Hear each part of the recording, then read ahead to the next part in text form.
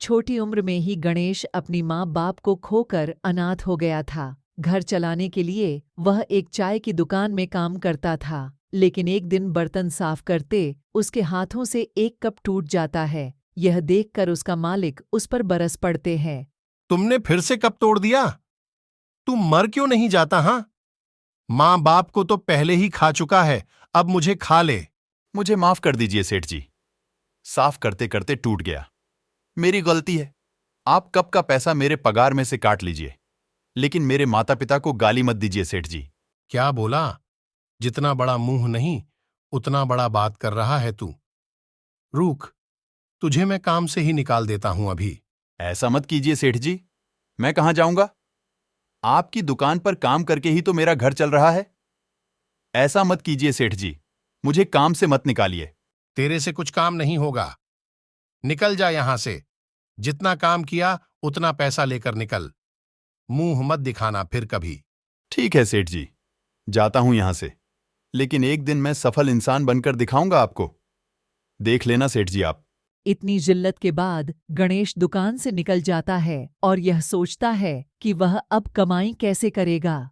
मां जब मरी तब एक बात बोलकर गई थीं, काम कितना भी छोटा बड़ा क्यों ना हो उसे कर लेना चाहिए, उसका अपमान नहीं करना चाहिए। काम तो करना ही चाहिए, उसी से जिंदगी की शुरुआत होती है।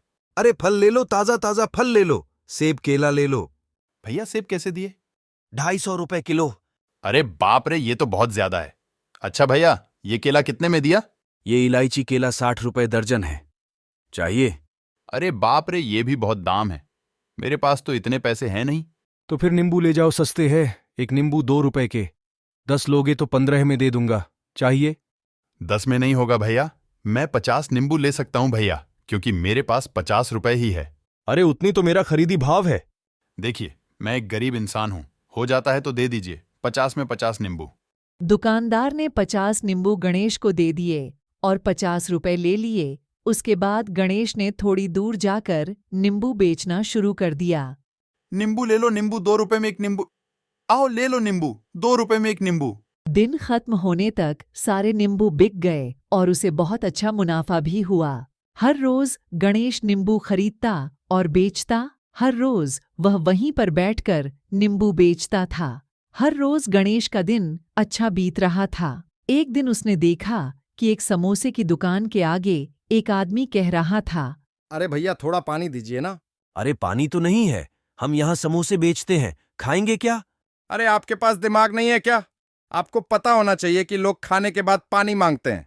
पानी तो नहीं है मेरे पास, अगर आपको पानी चाहिए तो किसी और दुकान में जाकर पी सकते हैं। हम तो समोसे रखते हैं, पानी नहीं रखते, पैसे देकर जाओ। एक अच्छा विचार आया है मुझे, यहां पर समोसे की दुकान बहुत चल रही है, मैं इसके बाजू में नींबू पानी की दुकान लगा देता हूं, मेरा धंधा भी अच्छा चलेगा। इनके साथ साथ नींबू पानी पी लो, नींबू पानी, ठंडा ठंडा नींबू पानी, 5 रुपए में एक नींबू पानी। अरे भाई, एक नींबू पानी देना, बाजू वाला समोसे की दुकान में तो पानी भी नहीं है। गणेश अब हर सुबह नींबू पानी बेचता था और शाम को नींबू। इस तरह गणेश की सफलता दिन ब दिन बढ़ता गया और उसकी सफलता की चर्चा गांव भर में होने लगी। कुछ ही दिनों में गणेश ने एक बड़ा सा ठेला लगा लिया, वह भी उस चाय की दुकान के सामने जहां वह पहले काम करता था। गणेश की सफलता की बात गांव की मुखिया जी के कानों में पड़ी। मुखिया जी अपनी बेटी के लिए एक योग्य वर की तलाश कर रहे थे और उसी वक्त उनके मुंशी जी ने कहा, मालिक वह बहुत अच्छा लड़का है, एकदम हीरे जैसा लड़का है। आपकी लड़की की शादी उस लड़के से ही करवा दीजिए, बेफिक्र होकर करवा दीजिए। तो फिर अभी चलो, लड़के से बात करके आते हैं। चलिए मालिक। शुभ कार्य में देरी किस बात की? मैं अपने साथ कुंडली लेकर ही चलता हूं। आज शादी की बात पक्की करके ही आएंगे। अरे वाह, आप मेरे दुकान में, क्या नसीब है मेरे। बोलिए क्या दूं आपको, मेरे पास सारे फल हैं। देखो, मैं यहाँ कुछ लेने नहीं बल्कि तुम्हें कुछ देने आया हूँ। मुझे कुछ देने? लेकिन मेरा तो कोई सामान आपके पास नहीं है। मैं अपने बेटी का हाथ तुम्हारे हाथों में देना चाहता हूँ, तुम्हें कोई दिक्कत तो नहीं है ना बेटा? कैसी बात कर रहे हैं आप? ये तो मेरे लिए सौभाग्य की बात है, गांव के इतने बड़े मुखिया की बेटी की शादी मेरे साथ। बाबू, अगले महीने का एक दिन है शादी को, वह बहुत शुभ है, 25 तारीख को शाम 5:30 को। ओहो, तो शाम का मुहूर्त निकला है। चलो ठीक है, अच्छा है।